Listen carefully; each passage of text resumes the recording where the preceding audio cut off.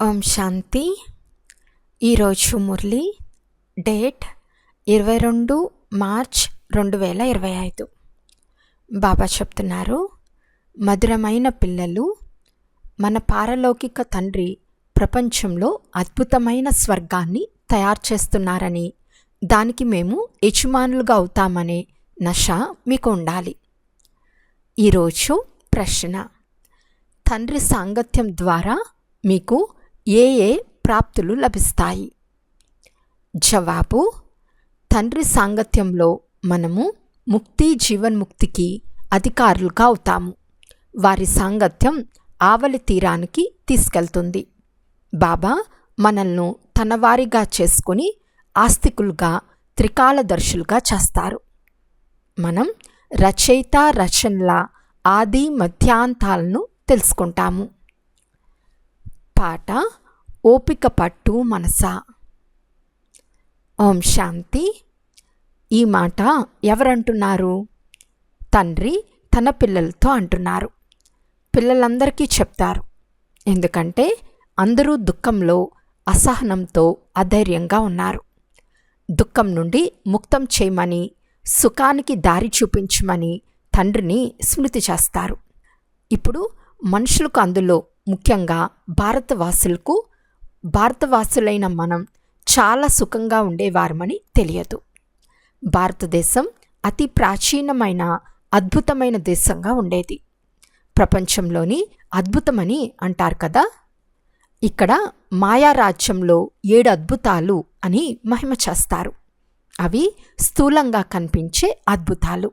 అవి మాయా అద్భుతాలని, అందులో దుఃఖముందని తండ్రి అర్థం చేస్తున్నారు. రాముడైన తండ్రి తయారు చేయు అద్భుతం స్వర్గం. అదే ప్రపంచంలో నిజమైన అద్భుతం. భారతదేశం స్వర్గంగా, వజ్రతుల్యంగా ఉండేది. అక్కడ దేవీ దేవతల రాజ్యం ఉండేది. ఈ విషయం భారతవాసులందరూ మర్చిపోయారు. దేవతల ముందుకెళ్ళి నమస్కరిస్తారు, పూజిస్తారు. కానీ ఎవరిని పూజిస్తారో, వారి జీవిత చరిత్ర ఏమిటో తెలుసుకోవాలి కదా. అదంతా అనంతమైన తండ్రి కూర్చుని అర్థం చేస్తున్నారు. మీరు పారలౌకిక తండ్రి వద్దకు వచ్చారు. పారలౌకిక తండ్రి స్వర్గస్థాపన చేయువారు. మానవులెవ్వరూ ఈ కార్యాన్ని చేయలేరు. ఈ బ్రహ్మకు కూడా తండ్రి చెప్తున్నారు, ఓ తమోప్రధానమైన పురాతన కృష్ణుని ఆత్మ, నీకు నీ జన్మల గురించి తెలియదు. కృష్ణునిగా ఉన్నప్పుడు సతోప్రధానంగా ఉండేవాడివి. ఆ తర్వాత 84 జన్మలు తీసుకుని ఇప్పుడు తమోప్రధానంగా అయిపోయావు. నీకు అనేక పేర్లు ఉండేవి. ప్రస్తుతం నేను నీకు బ్రహ్మ అని పేరు పెట్టాను. బ్రహ్మ నుండి విష్ణువుగా లేక కృష్ణునిగా అవుతావు. విష్ణు అన్నా కృష్ణుడు అన్నా ఒకటే. బ్రహ్మ నుండి విష్ణు, విష్ణు నుండి బ్రహ్మగా అవుతావు. బ్రహ్మ ముఖవంశావళి బ్రాహ్మణులే మళ్ళీ దేవతలుగా అవుతారు. ఆ దేవతలే మళ్ళీ శూద్రులుగా అవుతారు. ఇప్పుడు మీరు బ్రాహ్మణులుగా అయ్యారు. ఇప్పుడు పిల్లలైన మీకు తండ్రి కూర్చుని అర్థం చేస్తున్నారు. దీనిని భగవాను వాచ అని అంటారు. ఇప్పుడు మీరు విద్యార్థులుగా అయ్యారు. కాబట్టి మీకు ఎంతో సంతోషం ఉండాలి. కానీ అంత సంతోషం ఉండదు. ధనవంతులు వారి వద్ద ఉన్న ధనం యొక్క నషాలో చాలా సంతోషంగా ఉంటారు కదా. ఇక్కడ మీరు భగవంతుని పిల్లలుగా అయినా అంత సంతోషంగా ఉండరు. రాతిబుద్ధిగా ఉన్నందున అర్థం చేసుకోరు. అదృష్టంలో లేకుంటే జ్ఞానధారణ చేయలేరు. ఇప్పుడు బాబా మిమ్మల్ని మందిరానికి అర్హులుగా చేస్తున్నారు. కానీ మాయా సాంగత్యం కూడా తక్కువైందేమీ కాదు. మంచి సాంగత్యం తెలుస్తుంది, చెడు సాంగత్యం ముంచుతుంది అనే గాయనం కూడా ఉంది. తండ్రి సాంగత్యం మిమ్మల్ని ముక్తి జీవన్ముక్తుల్లోనికి తీసుకెళ్తుంది. రావణుని చెడు సాంగత్యం మిమ్మల్ని దుర్గతి పాలు చేస్తుంది. పంచ వికారాల సాంగత్యం అవుతుంది కదా. భక్తి మార్గంలో సత్సంగమని అంటారు. కానీ మెట్లు క్రిందకు దిగుతూ వచ్చారు. మెట్లపై నుండి ఎవరైనా తోశారంటే క్రిందకే పడతారు కదా. సర్వుల సద్గతి దాత ఒక్క తండ్రి మాత్రమే. భగవంతుడు అనగానే వెంటనే ఎవరైనా పైకే చూపిస్తారు. ఇప్పుడు తండ్రి తప్ప పిల్లలకు తండ్రి పరిచయాన్ని ఎవరిస్తారు? తండ్రియే పిల్లలకు తన పరిచయంను ఇస్తారు. వారిని తనవారిగా చేసుకుని సృష్టి ఆది మధ్యాంతాల జ్ఞానాన్ని ఇస్తున్నారు. నేను వచ్చి మిమ్మల్ని ఆస్తికులుగా చేసి త్రికాలదర్శులుగా కూడా చేస్తానని తండ్రి చెప్తున్నారు. ఇది డ్రామా. దీనిని గురించి సాధు సత్పురుషులు మొదలైన వారెవ్వరికీ తెలియదు. అవి హద్దులోని డ్రామాలు. ఇది అనంతమైన డ్రామా. ఈ బేహద్దు డ్రామాలో మనం సుఖం కూడా ఎక్కువగా అనుభవిస్తాము, దుఃఖం కూడా ఎక్కువగానే అనుభవిస్తాము. ఈ డ్రామాలో కృష్ణుడు క్రిస్టియన్ల లెక్కాచారం కూడా ఉంది. వారు భారతదేశంలో యుద్ధం చేయించి రాజ్యం తీసుకున్నారు. కానీ ఇప్పుడు మీరు యుద్ధం చేయరు. వారు పరస్పరం యుద్ధం చేసుకుంటారు. రాజ్యం మీకు లభిస్తుంది. ఇది డ్రామాలో రచింపబడి ఉంది. ఈ విషయాలు మీకు తప్ప మరెవ్వరికీ తెలియదు. జ్ఞానం నిచ్చేవారు జ్ఞానసాగరులైన ఒక్క తండ్రి మాత్రమే. వారే సర్వులకు సద్గతిని ఇస్తారు. భారతదేశంలో దేవీ దేవతల రాజ్యం ఉండేది. అప్పుడు సద్గతిలో ఉండేది. మిగిలిన ఆత్మలన్నీ ముక్తిధామంలో ఉండేవి. భారతదేశం బంగారుమయంగా ఉండేది. అప్పుడు మీరే రాజ్యపాలన చేసేవారు. సత్యుగంలో సూర్యవంశీల రాజ్యం ఉండేది. ఇప్పుడు మీరు సత్యనారాయణ కథను వింటున్నారు. ఇది నరుని నుండి నారాయణునిగా అయ్యే కథ. సత్యమైన గీత ద్వారా భారతదేశం సత్యఖండంగా, పౌండుకు సమానంగా అనగా సంపన్నంగా అవుతుందని పెద్ద పెద్ద అక్షరాలలో రాయండి. తండ్రి వచ్చి సత్యమైన గీతను వినిపిస్తున్నారు. సహజ రాజయోగంను నేర్పిస్తున్నారు. తద్వారా పౌండుకు సమానంగా అవుతారు. బాబా పదే పదే చాలా బాగా అర్థం చేస్తున్నారు. కానీ పిల్లలు దేహాభిమానం కారణంగా మర్చిపోతారు. దేహీ అభిమానులుగా అయితే ధారణ కూడా జరుగుతుంది. దేహాభిమానం కారణంగా ధారణ జరగదు. తండ్రి అర్థం చేయిస్తున్నారు. నేను సర్వవ్యాపినని ఎప్పుడు చెప్పలేదు. మీరు నాతో మీరే మాతా పిత అని అంటారు కదా, దాని అర్థమేమి? మీ కృప వలన అపారమైన సుఖం అని కూడా అంటారు. ఇప్పుడు దుఃఖంలో ఉన్నారు. ఇది ఎప్పటి గాయనం కూడా అర్థం చేసుకోరు. పక్షులు ఎలాగైతే చూచూ అని, కూకూ అని అర్థం లేని శబ్దాలు చేస్తాయో అలా శబ్దాలు చేస్తూ ఉంటారు. కానీ అర్థం ఏమాత్రమూ తెలియదు. ఇవన్నీ అసత్యాలని తండ్రి కూర్చుని అర్థం చేయిస్తున్నారు. అసత్యంగా తయారు చేసింది ఎవరు? రావణుడు. భారతదేశం సత్యఖండంగా ఉన్నప్పుడు అందరూ సత్యంనే మాట్లాడేవారు.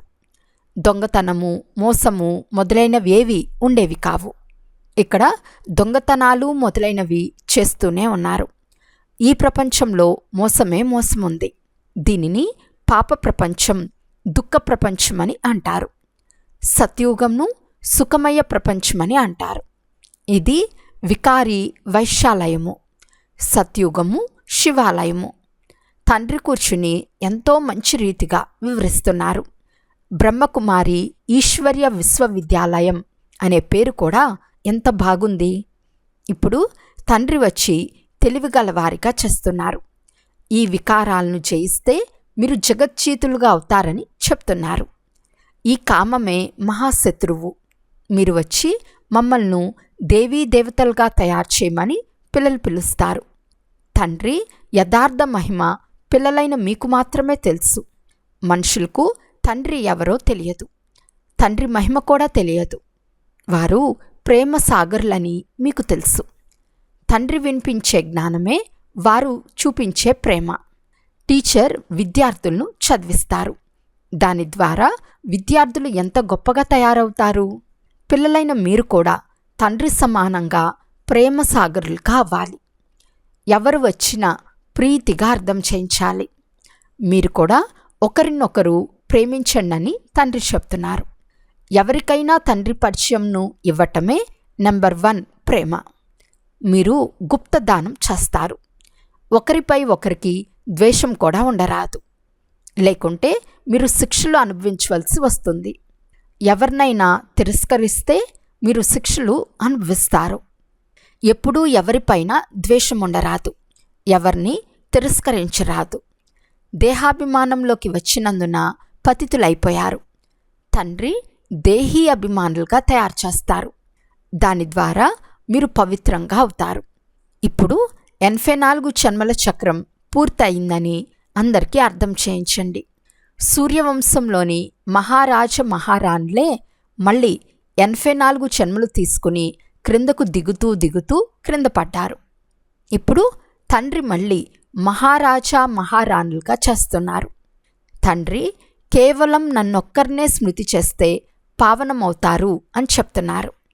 పిల్లలైన మీరు దయాహృదయులుగా అయి రోజంతా సేవను గురించి ఆలోచిస్తూ ఉండాలి. బాబా ఆదేశమిస్తున్నారు, మధురమైన పిల్లలు దయాహృదయులుగా అయి దుఃఖంలో ఉన్న ఆత్మలను సుఖవంతులుగా చేయండి. వారిని క్లుప్తంగా జాబులు రాయాలి. తండ్రి చెప్తున్నారు, నన్ను మరియు నేనిచ్చే వారసత్వంను స్మృతి చేయండి. గొప్పతనమంతా ఒక్క శివబాబాది మాత్రమే. మానవులకు తండ్రి మహిమను గురించి కూడా తెలియదు. హిందీలో కూడా జాబులు రాయవచ్చు. సేవ చేసేందుకు కూడా పిల్లల్లో ఉత్సాహం ఉండాలి. సేవ చేసే నేర్పరితనం కూడా ఉండాలి. చాలామంది స్వయాన్ని హత్య చేసుకునేందుకు తయారవుతారు. జీవఘాతం మహాపాపమని వారికి తెలపండి. ఇప్పుడు పిల్లలైన మీకు శివబాబా శ్రీమతంను ఇస్తున్నారు. వారు శ్రీ శ్రీ శివబాబా. మిమ్మల్ని శ్రీలక్ష్మి శ్రీనారాయణులుగా చేస్తున్నారు. వారిని ఒక్కరిని మాత్రమే శ్రీ శ్రీ అని అనాలి. వారు ఇప్పుడు చక్రంలోకి రారు. మీకు శ్రీ అనే బిరుదు మాత్రం లభిస్తుంది. ఈ రోజుల్లో అందరికీ శ్రీ అనే బిరుదు ఇస్తూ ఉంటారు. నిర్వీకారులైన వారెక్కడా, వికారులైన వీరెక్కడా? రాత్రికి పగలుకు ఉన్నంత వ్యత్యాసముంది. తండ్రి ప్రతిరోజు అర్థం చేస్తూ ఉంటారు. మొదట దేహీ అభిమానులుగా అవ్వండి. అందరికీ సందేశం చేర్చండి. మీరు కూడా సందేశకుని పిల్లలే. సర్వుల సద్గతి దాత ఒక్కరే. ధర్మస్థాపకులను గురువులని అనరు. సద్గతిని ఇచ్చేవారు ఒకే ఒక్కరు. అచ్చా, మధురాతి మధురమైన అపురూపమైన పిల్లలకు మాతాపిత బాప్దాదాల ప్రియస్మృతులు మరియు గుడ్ మార్నింగ్. ఆత్మిక పిల్లలకు ఆత్మిక తండ్రి నమస్తే. ఆత్మిక తండ్రికి ఆత్మిక పిల్లల యొక్క ప్రియస్మృతులు మరియు నమస్తే నమస్తే నమస్తే. ధారణ కొరకు ముఖ్య సారము. ఫస్ట్ పాయింట్, ఎవరిని అసహించుకోరాదు, ద్వేషించరాదు. దయాహృదయులుగా అయి దుఃఖంలో ఉన్న ఆత్మలకు సుఖంనిచ్చే సేవ చేయాలి. తండ్రి సమానము మాస్టర్ ప్రేమసాగరులుగా అవ్వాలి. సెకండ్ పాయింట్, మనము భగవంతుని పిల్లలము అనే నషాలో లేక ఖుషీలో ఉండాలి. ఎప్పుడూ మాయ చెడు సాంగత్యంలోకి వెళ్ళరాదు. దేహీ అభిమానులుగా అయి జ్ఞానధారణ చేయాలి. ఈరోజు వరదానము. తండ్రి సమానంగా వరదానీలుగా అయి ప్రతి ఒక్కరి మనసుకు విశ్రాంతినిచ్చే మాస్టర్ దిలారాం భవ. ఏ పిల్లలైతే తండ్రి సమానం వరదానీ మూర్తులుగా ఉన్నారో వారెప్పుడూ ఎవరి బలహీనతను చూడరు. వారు అందరి పట్ల దయాహృదయులుగా ఉంటారు. ఎలాగైతే తండ్రి ఎవరి బలహీనతలను మనస్సులో ఉంచుకోరో అలా వరదానీ పిల్లలు కూడా ఎవరి బలహీనతను మనసులో ధారణ చేయరు.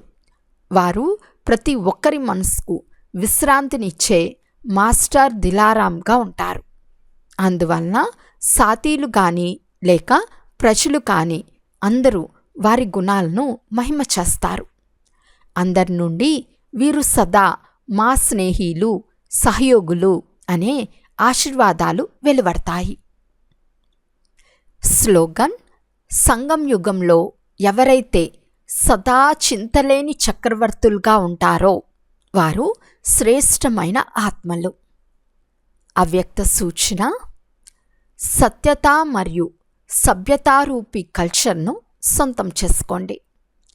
ఎప్పుడూ కూడా సభ్యతను వదిలి సత్యతను నిరూపించకండి.